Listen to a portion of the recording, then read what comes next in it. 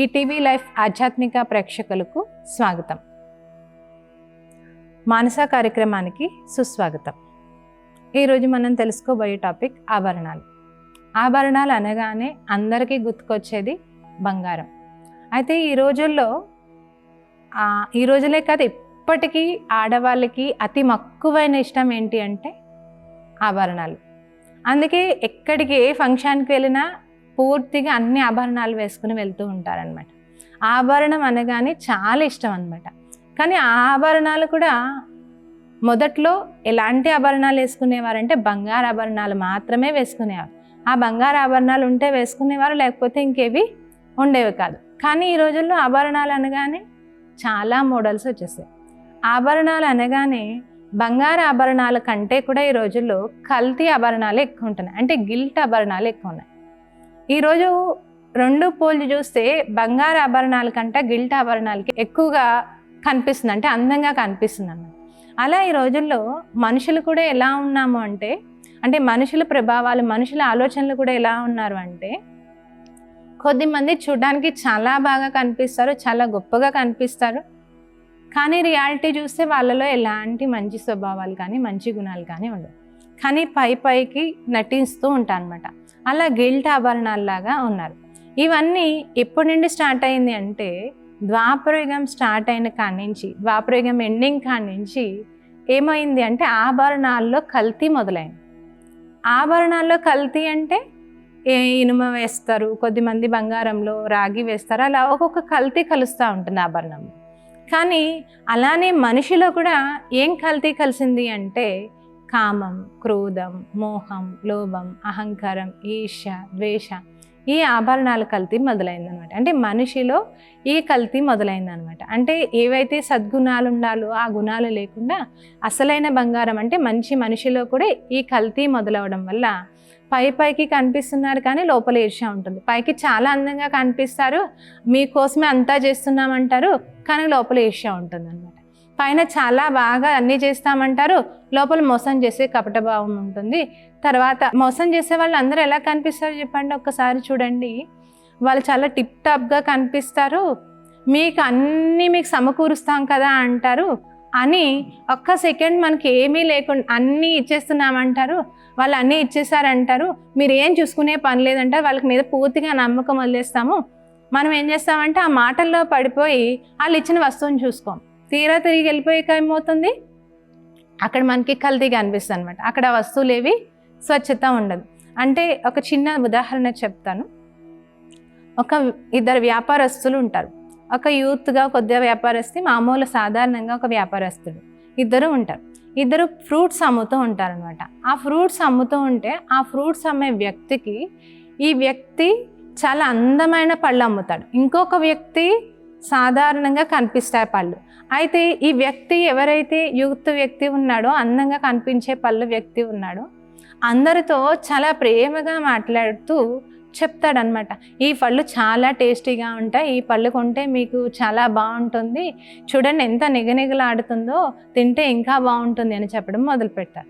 ఇంకా ఒక line queue కట్టే ఆ ఫ్రూట్స్ వ్యాపారి దగ్గర మనుషులు ఉంటారనమాట. ఆ లైన్ అంతా కట్టి ఈ పక్కన ఉన్నటువంటి వ్యాపారి దగ్గర సాధారణంగా కనిపిస్తే ఫ్రూట్స్ ఎవరు కొనరనమాట. ఎంత లైన్ ఉంటుందంటే చాలా లైన్ ఉంటుంది. ఆ లైన్ ఉండడం వల్ల ఈ వ్యక్తితో ఎవరు మాట్లాడలేరు, అందమైన ఫ్రూట్స్ బాగానే దొరుకుతున్నాయని ఫట్ఫటా వెళ్ళిపోతారు.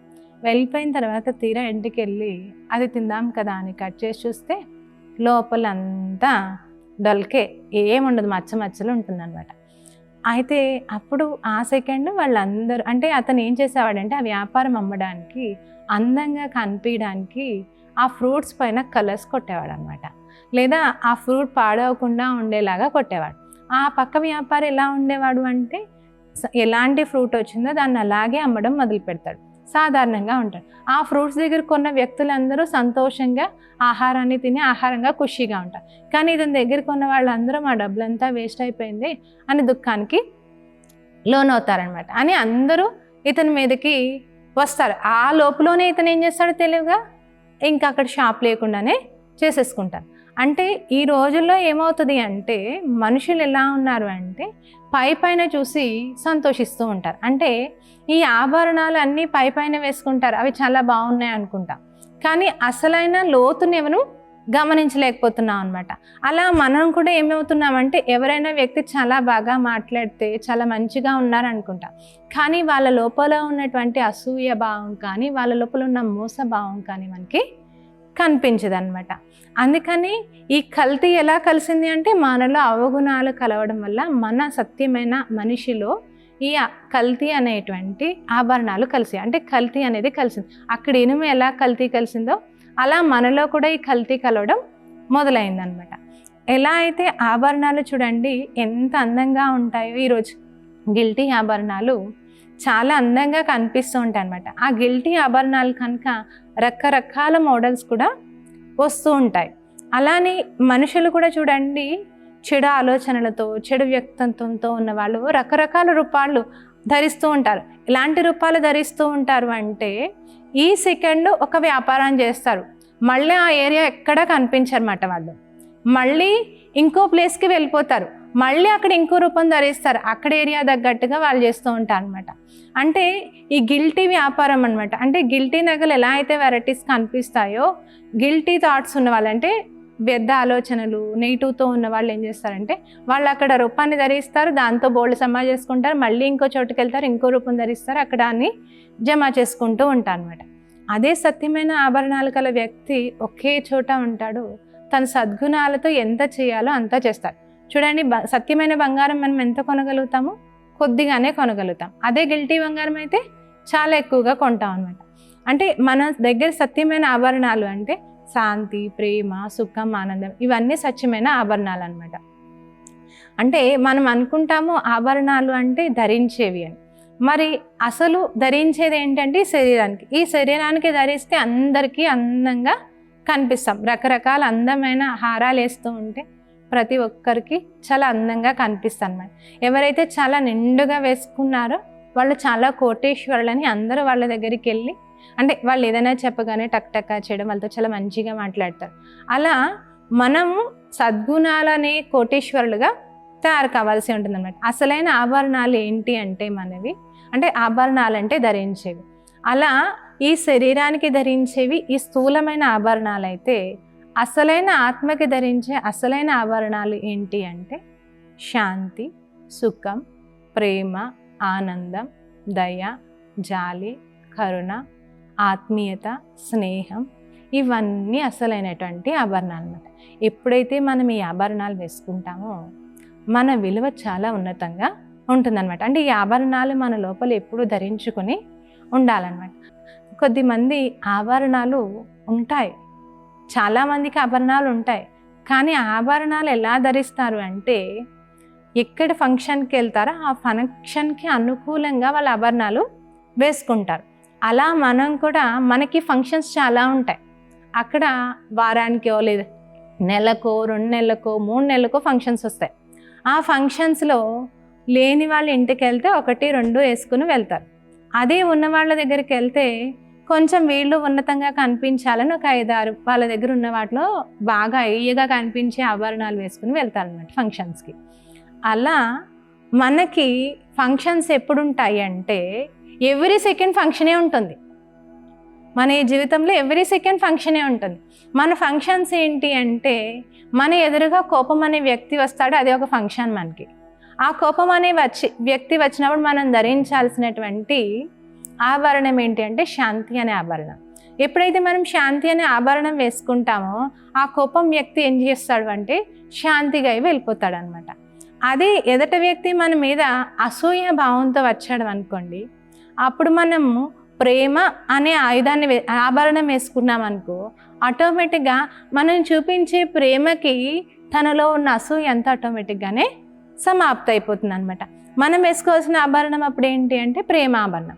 అలా అక్కడ ఎలా అయితే ఫంక్షన్కి వెళ్ళినప్పుడు ఆభరణాలు మారుస్తారో, అలా మన నిత్య జీవితంలో కూడా ఎవ్రీ సెకండ్ మనకు వచ్చే ప్రతి సెకండ్ ఫంక్షన్కి మనం దానికి తగ్గ ఆభరణాలు వేసుకుంటూ ఉంటే మన విలువ చాలా ఉన్నతంగా ఉంటుందన్నమాట. అలా మనకి ఆభరణాల్లో చూడండి మామూలుగా కూడా అన్నిటికంటే కూడా ఉన్నతమైన సంపద ఏంటి అంటే ఆత్మిక స్నేహం అనుకోండి. ఇప్పుడు బోల్డ్ సంపద ఉంది, ఎవరితో మాట్లాడారు ఎవరైనా వ్యక్తి, వాళ్ళకి ఎవరు విలువ ఇవ్వరు. వెళ్తారు, ఏదో సంపద ఉంది కనుక ఏదో మాట్లాడతారు, వచ్చేస్తారు తప్ప, ఏదైనా పని ఉంటే చెప్పి వచ్చేస్తారు తప్ప వాళ్ళతో ఏం షేర్ చేయరు, వాళ్ళకి దూరంగానే. అదే అందరితో ఆత్మీక స్నేహంతో ఉన్న వ్యక్తి ఉన్నారనుకోండి, వాళ్ళ దగ్గరికి వెళ్ళి వాళ్ళ కష్ట నష్టాలు చెప్పుకుంటారు, మంచి ప్రేమగా మాట్లాడతారు, మంచిగా ఉంటారు, అన్నీ మంచిగా చేస్తారనమాట. అంటే ఆత్మీక స్నేహానికి మించిన సంపద ఈ ప్రపంచంలో ఇంకేదీ లేదు. అంటే దానికంటా మించినటువంటి ఆభరణం ఈ ప్రపంచంలో ఇంకేదీ లేదనమాట.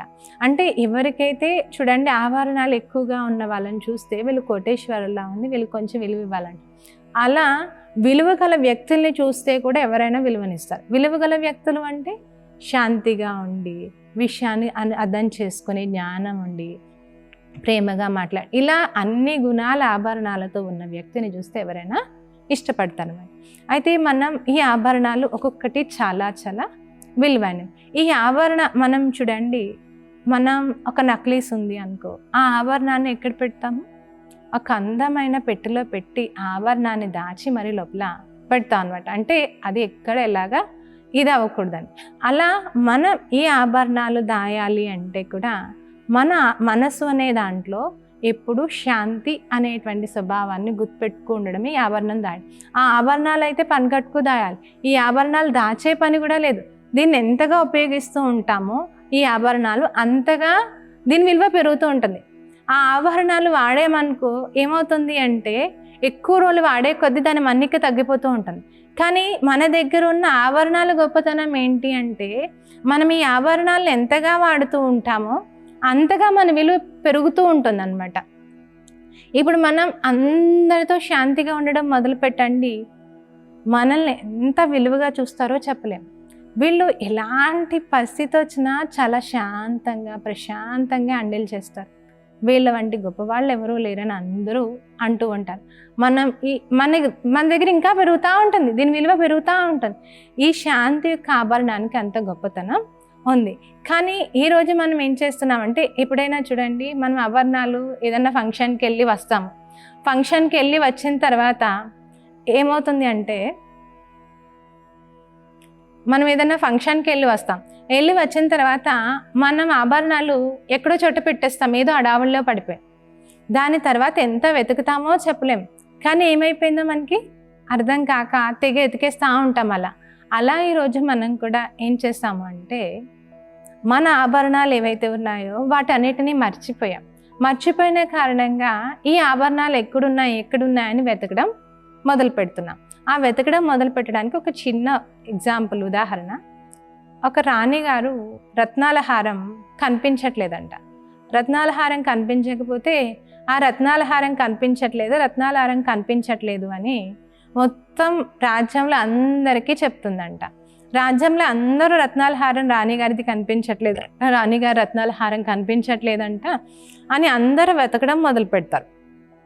అయితే ఆ సమయంలో మంత్రి లోపలికి ఎంట్రీ ఇస్తాడు. ఇవ్వగానే రాణిగారిని చూసి, రాణిగారు ఏంటి రాజ్యం అంతా తెగెతుకుతుంది, మీరు కూడా తెగెతుకుతూ కనిపిస్తున్నారు అని అడిగితే, నా రత్నాల హారం కనిపించట్లేదు అంటుంది.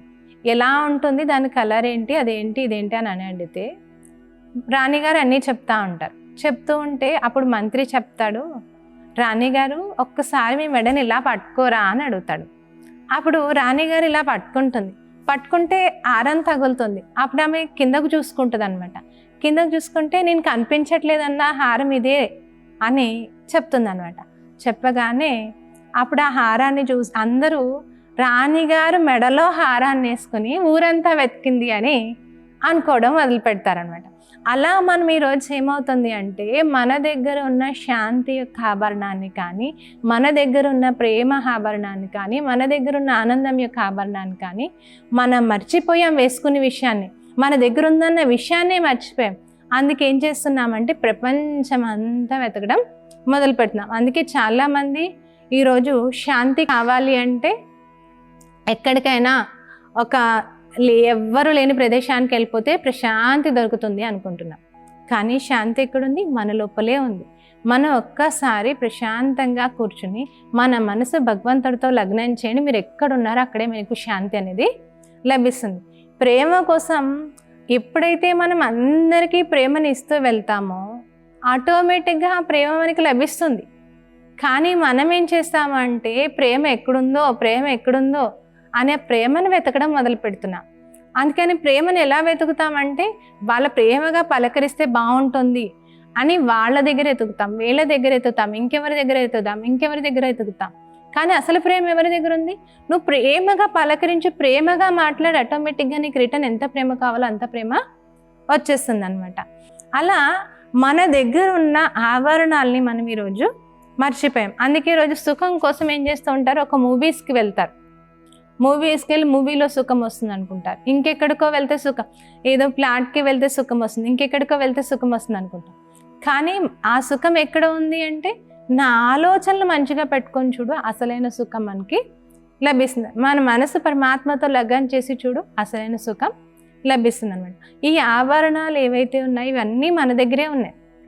ఈ ఆభరణాలని మనం ఎంతగా ఉపయోగిస్తూ ఉంటామో అంతగా మన యొక్క విలువ పెరుగుతూ ఉంటుంది అనమాట. ఈ ఆభరణాలని మనం ఎట్టి పరిస్థితుల్లోని మర్చిపోవద్దు. ఈ ఆభరణాలు మన దగ్గర ఉన్నాయి అని గుర్తుంటే మనం ఆభరణాలు వాడుతూ ఉంటాం. ఎంతగా వాడుతూ ఉంటామో అందరికీ ఆ ఫీలింగ్ కలుగుతుంది. ఆ ఫీలింగ్ కలగాలి అంటే ముందు మీరు ఆభరణం వేసుకోవాలి. మనం ఆభరణం వేసుకోకుండా వాళ్ళకి ఆ ఫీలింగ్ కలగదు. ఆభరణం వేసుకునే విధానం ఏంటి అంటే ఉదయం లేవగానే మీ దగ్గర ఉన్న గుణాలన్నింటినీ ఒకసారి తలుచుకోండి. నేను ఎలాంటి వాడిని? శాంతి స్వరూపాన్ని. నేను ఎలాంటి వాడిని? ప్రేమ స్వరూపాన్ని. నేను ఎలాంటి వాడిని? ఆనంద స్వరూపాన్ని. నా గుణం దయ, నా తత్వం మానవత్వం, నేను అందరితో స్నేహంగా మెలిగేవాడిని. ఇలా మీరు ఉదయం లేవగానే ఆ ఆభరణాలన్నీ ధరించండి. ఆ ధరించినప్పుడు ధరించిన తర్వాత మరి ఉన్నాయా లేవా చెక్ చేసుకుంటాం కదా. మరి బంగారం అంటే మామూలుగా వదిలేస్తామా? వదిలేయం. వేసుకున్నాక అప్పుడప్పుడు చెక్ చేసుకుంటూ ఉంటాం, ఏమంటే ఆభరణాలు ఉన్నాయా లేవా అని. అలా మనం నా ఈ క్వాలిటీస్ ఉన్నాయా, మరి నేను ఆభరణం వేసుకున్నాను కదా, మరి ఆభరణం తగ్గట్టు ఉన్నానా అంటే శాంతిగా ఉన్నానా, ప్రేమగా ఉన్నానా, ఆనందంగా ఉన్నానా అని మనం చెకింగ్ చేసుకోవడం మొదలు పెట్టాలి. ఎప్పుడైతే ఈ చెకింగ్ ఉంటుందో ఈ ఆభరణాలు, అప్పుడు ఈ ఆభరణాలు ఎక్కడికి పడిపోవు, మన దగ్గరే ఉంటాయన్నమాట. అప్పుడు ఎదుట వాళ్ళకి కూడా ఆ ఫీలింగ్ మన ద్వారా కలుగుతుంది. అందుకని మనం ఈ ఆభరణాలు వేసుకోవడమే కాదు, ఈ ఆభరణాలని కూడా మనం ప్రతి సెకండ్ చెక్ చేసుకుంటూ ఉండాలి. అయితే మనం ఆభరణాల్లో అన్నిటికంటే అన్నీ చాలా విలువైనటువంటి ఆభరణాలు అనమాట. కానీ అన్నిటికంతా అందంగా కనిపించే ఆభరణం ఏంటి అంటే మనం కనిపించేది ఒక చిన్న స్టిక్కరే. కానీ ఆ స్టిక్కరు కలరింగ్ మారినా ఏది మారినా వాళ్ళ ఫేస్లో రూపం అన్నీ కూడా మారుతాయి అన్నమాట. అంటే అది కూడా ఒక అలంకార రూపమే కదా ఆ ఆభరణం కూడా. అయితే ఆ స్టిక్కర్ పెట్టుకునే దాన్ని బట్టి రూపం మారుతుంది. అలా మీరు కూడా ఒక స్టిక్కర్ పెట్టుకోవాలి రోజు.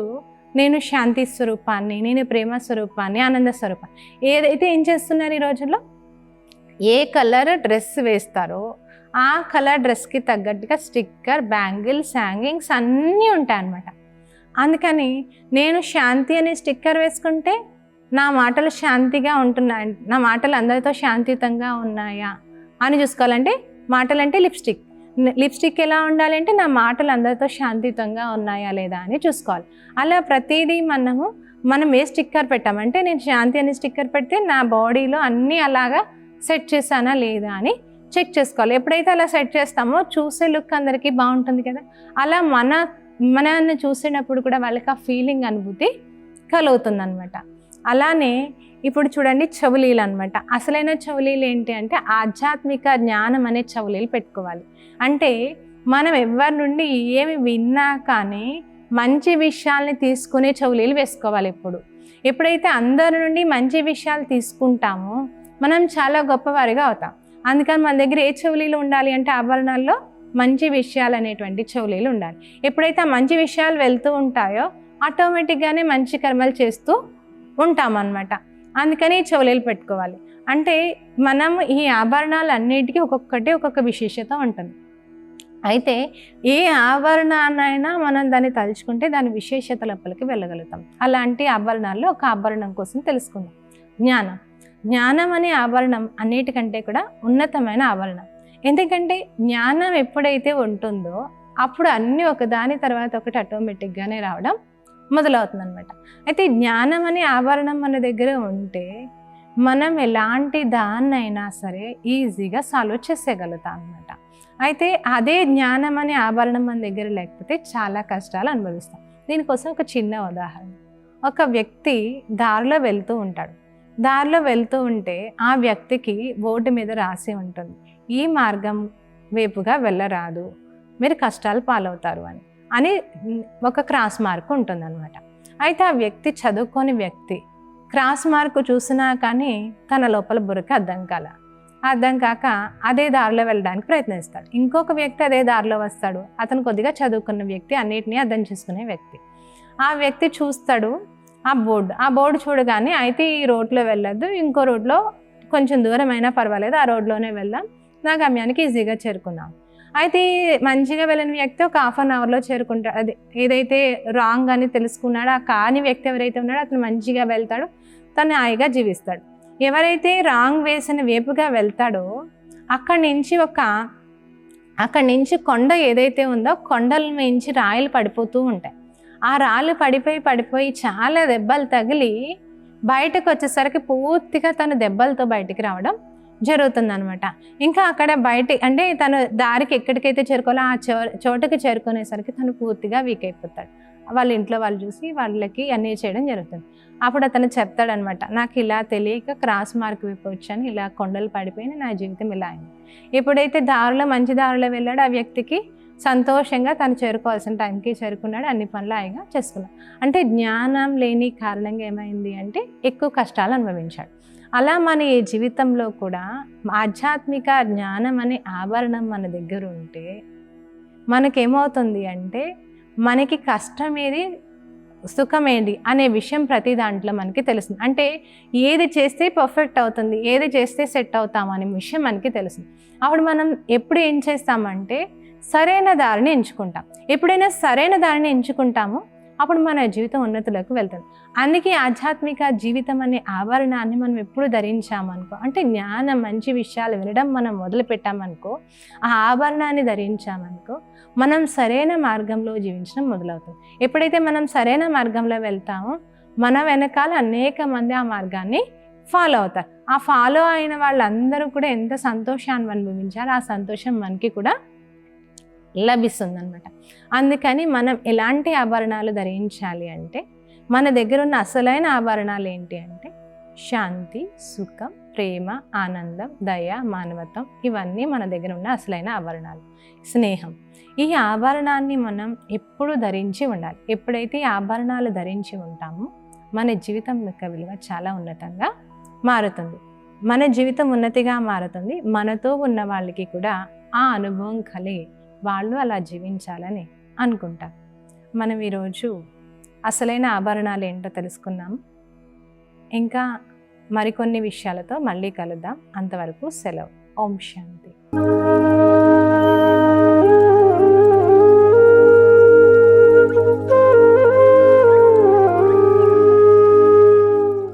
ఈ కార్యక్రమాన్ని తిరిగి చూడాలనుకుంటే www.youtube.com/@ETV Life Spiritual లో చూడవచ్చు.